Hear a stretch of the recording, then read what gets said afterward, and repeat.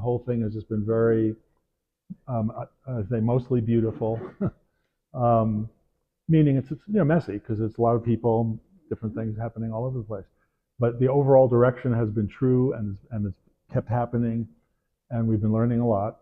And now that we finally, now I'm speaking about myself as a social entrepreneur. I'm just one person, but I am kind of the lightning rod. So it kind of fell to me to figure out, like, well, what are we going to do? This is going to include your question. Well, why are we doing it this way, and what are we going to do next, and where is this going to lead to actual social change that's going to make a difference in the greater scheme of things? Now, the only reason anyone would ask that is because, and I'm going to read you the stuff in a second, the ideas did spark with a lot of people way deeper than anything that we're ever going to do around this table that I'm ever going to do as an entrepreneur. And they were about localization and soil fertility and mutuality and the speed of capital, just a lot of things. Some of them are very economic, a lot of them are just about culture and history and whatnot. And because I inadvertently tapped into this vein of energy, I've had to learn the whole time about, like, so what do you do with that?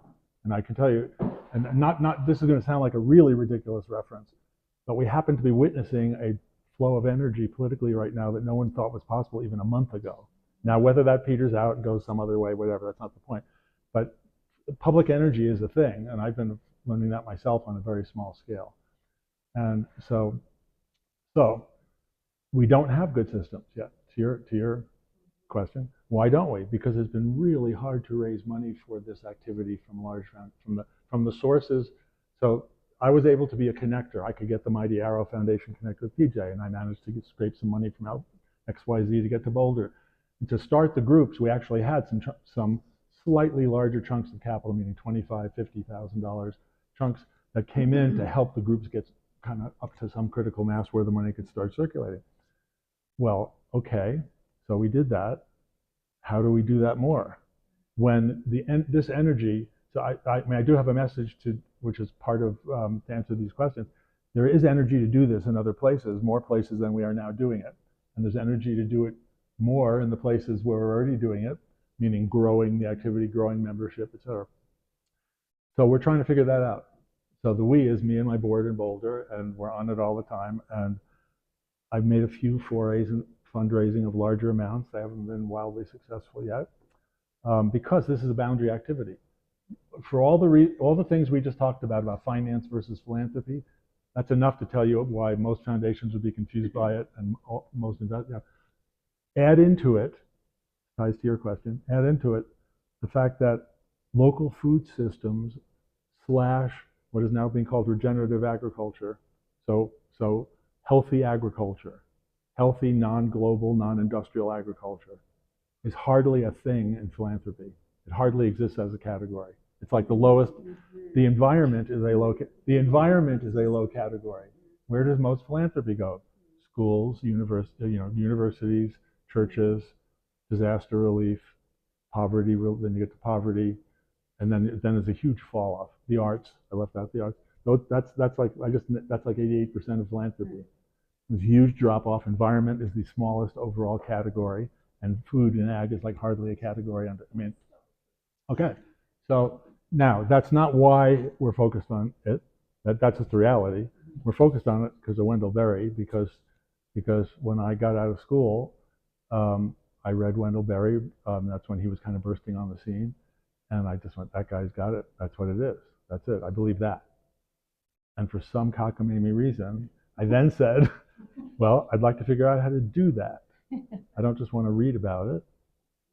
And I came from New York and entrepreneurial Jewish family, not big family, but I maybe had a little genetic thing there of like, come on, figure out how to do that, And so I stuck with it for 50 years without knowing that it was even a thing until I wrote the Slow Money book. But the way it manifested in concrete terms was working with investors and philanthropists to try to get them to do what they weren't doing. So that was always the thing. It's like the money's there, it's circulating, but it keeps going like that. Why isn't it going like this? And so what I'm going to do now is, so what I want you to hear is that there is an appetite for this. We don't know how to meet it. We don't have the organizational infrastructure to help people yet. It drives me nuts. but that's just the way it is, and we're trying. Now, what we're doing, so we've taken a step. We set up a little website called beatcoin.org, which you may or may not have heard of. It's barely in existence. We have no marketing budget for it yet. We just did a few Instagram posts. It's pathetic. I mean, I'm being very, I hope we're all friends, so I don't have to pretend to be better than I am. It took, I'm a Luddite who doesn't even like the internet. So why am I going to start an internet? It's like, doesn't make any sense at all, but we need to have an internet presence. And we have a lot of people who want to see something through social media.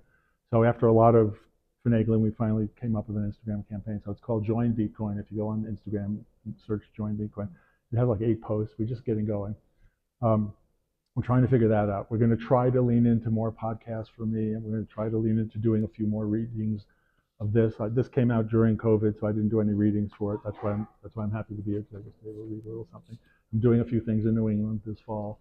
We're hosting a I don't know what to call it. It's a regional meeting, but we're hoping a few people will come from around the country. A call to farmers meeting in Providence, November 13th and 14th, 2-day event. And I would be disappointed if at least 250 people didn't show up. Don't say that.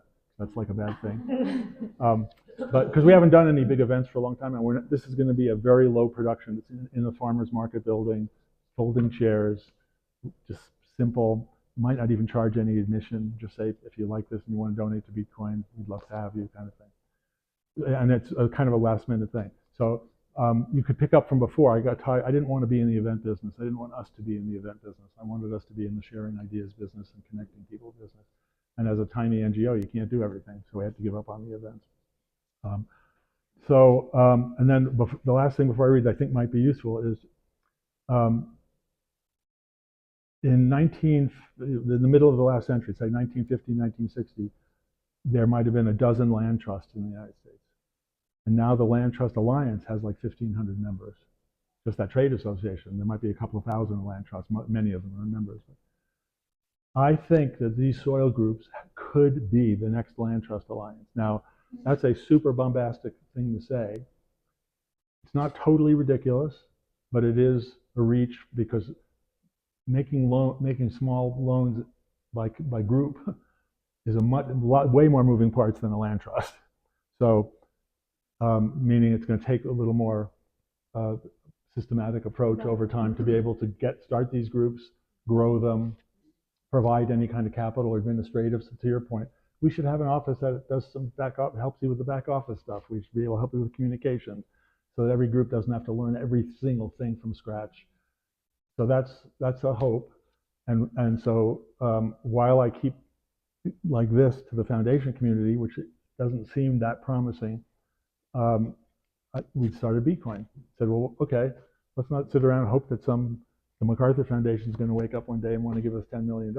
Let's see if we can just open it up to everybody and see if people chip in $10. More like a Kiva or a Heifer International, if you guys know either of those. Now those are super successful things, but that's okay.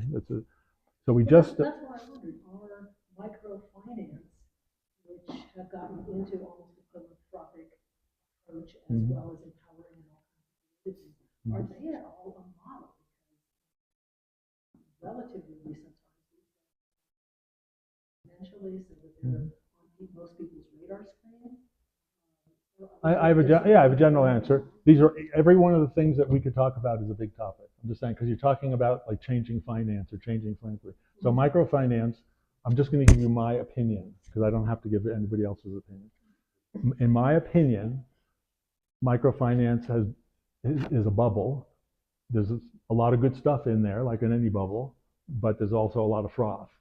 And it's not that well understood what it really is. Like if you go under the hood of Kiva of how it actually works and where your dollars actually go and how long it takes to actually get through to the other end of the pipeline and who actually, your dollars don't get to, doesn't matter that your exact dollars don't get to that person. But it's very complicated international intermediation with lots of layers is the way this is the opposite. This is just no layers. This has its own problems. That's why it's inefficient. This is direct, local, no layers. No intermediaries getting any fees off of anything. And that's what really complicates the microfinance thing. Doesn't make it a bad thing. I'm just saying complicates it. All right. So all I wanted to say was that the land trust thing didn't used to be a thing. Now it's a thing. And over roughly the same time frame, CSAs went from not being a thing to being a thing. So there are CSAs started in the U.S. around 1980, middle of the 1980s, and there are now something like 6,000 or 7,000. It's not a perfect number, but it's pretty good. It's definitely illustrative, close enough. 6,000 or 7,000, and something like 600,000 Americans belong to CSAs now. Pretty cool, but still a dent. I mean, it's not much of a dent. And there's some thought that, like farmers markets, they've plateaued. So there's that to take into account. No one's sure. You know, CSAs and farmers markets are really hard to do for the farmers.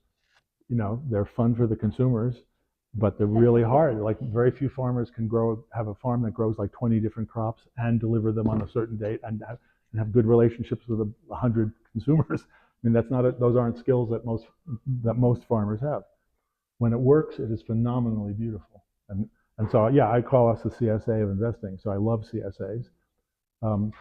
You just have to be willing to accept the informality of them and the slowness of them and all those other things. So if you take the CSA arc and you take the land trust arc, it is not preposterous. I think I would not be doing an honest job of stewardship if I didn't say it's not preposterous that this is the beginning of a wave of things like that. That's certainly why I'm still doing what I'm doing. I'm hoping that that's the case. And because of the questions we asked about 0% loans, philanthropy, this is a very radically constructive social change activity. Because, you know, Brian, you just kind of said some things about banks that were kind of from the market down. You said there's a niche for this. That was all true. Everything you said was true. And if you look at it from the bottom up, like, what do we wish we could change? This is now speaking again me. What do I wish everything wouldn't be so anonymous. I wish everything wouldn't be so speculative. I wish all the shit in my house wasn't made in China. And then, you know, whatever, all the things you would say that you wish, whatever they are. It's really hard to do through existing financial systems because of scale and commodification and cheapness. And, you know, we measure standard of living by how much stuff we can buy, not what the quality of the stuff is. That's not even, it's a little bit, it's kind of there, but it's not really there. It's really how much you can buy with your disposable income. So as long as all of that, you know, I was driving up here this morning, the news, in the midst of all this other stuff, it goes, stock market was up 60 points. It's like, why is that even on the news? 60 points. I think it was actually 60 points yesterday, some number. It's like, why are you taking 15 or 20 seconds on national NPR thing to tell people that the stock market was up 60 points or down 60 points, I think it was, because Lowe's reported a bad quarter. And then the story was, but they're thinking it's going to be better the quarter after. It's like, why are you, like, we're having an election, we're having a thing. Those 20 seconds could have been, so that's a little riff on the social change part of this, of the change in values. And this is a good segue for me to read, because my writing is all about values and history and not about starting soil groups. But this is the activity on the ground. I mean, this is the, I think Thoreau once said, but I'm not sure because I can't ever find the reference. So I could have made it up. But I'm pretty sure I read it in one of his journals way back when. It's better to move a pile of stones than solve a moral problem. Meaning, rather than pontificating and having all kinds of lofty, just get and do the work. And so soil is the work. And this is the work. Whatever I say about all the other things, so keeping our focus on actually moving some dollars locally, supporting some local farmers, no matter how inefficient it seems or frustratingly slow or small, I would say. And it's certainly why, again, I can just speak for myself, it's the most purely positive activity that I've ever been a part of. So I hope you'll keep doing it. And we will try to help any way we can over time, obviously. Well, you just being here today is all right. Good stuff. So I've written 4 books now. The first one is the one that's sparked, and I thought I might read a page from that just for the fun of it if I get to it. But during COVID, when Russia invaded Ukraine, I found myself freaking out like I think most of the planet was. And it kind of brought me back a little bit to the energy that when I wrote my first book, which was I wasn't trying to start anything or explain to anyone how to do anything. I was just saying, why can't we think like that? Well, I kind of went back there, like nuclear weapons, like, because it was like, you know, pretty early on there was a nuclear saber rattling when Putin said, if you guys do anything, you know, we're going to. And so I was laying in bed one night going, I can't believe this. Like it's 2022, and suddenly a nuclear thing is back on the. It's like, is that like for real? Like that's where that like. Okay, so after trying to regain, after a lot of vodka drinking, no, I didn't say that. I started putting some thoughts down, and I started sharing them electronically with our network. We have about 25,000 people on our mailing list, and so if I send something out, I can rely on 5,000 people or 6,000 people reading it. And so I just said, let's just share some thoughts. So I started sharing it, and people started reading it, and I started seeing what the comments were. So it ended up being in this little book. And by the way, you'll each get one of these books on the way out. And this little format might be a thing because I'm working on a sequel, same size. Because what I've learned is people really, this thing literally, maybe not on this exact shirt, but no. So last week in Boulder, I gave it to someone at 1 o'clock in the morning, and this is someone who said, "I'm so pissed I haven't read any of your book." He said, "I didn't go to sleep with it. I just read it." So we'll see. But I'm working on a sequel, and this one is a little more reflective, less intentionally trying to get into nitty-gritty things, and more about just war and peace issues, and about.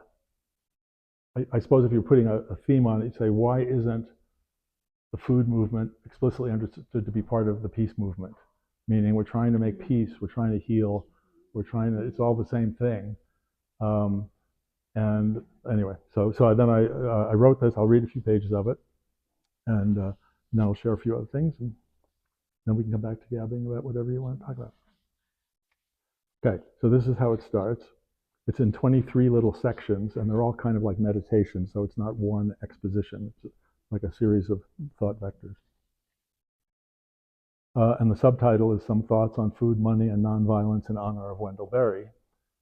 Because, it's explained in here, Wendell Berry, one of his earliest essays written in 1969, was called Thoughts on Citizenship. I always get this screwed up. Thoughts on Citizenship.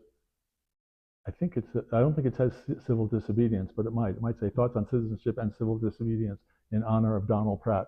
So what was that about? He was teaching English at the University of Kentucky at the time, and Don Pratt was a student who got arrested for protesting the war in Vietnam.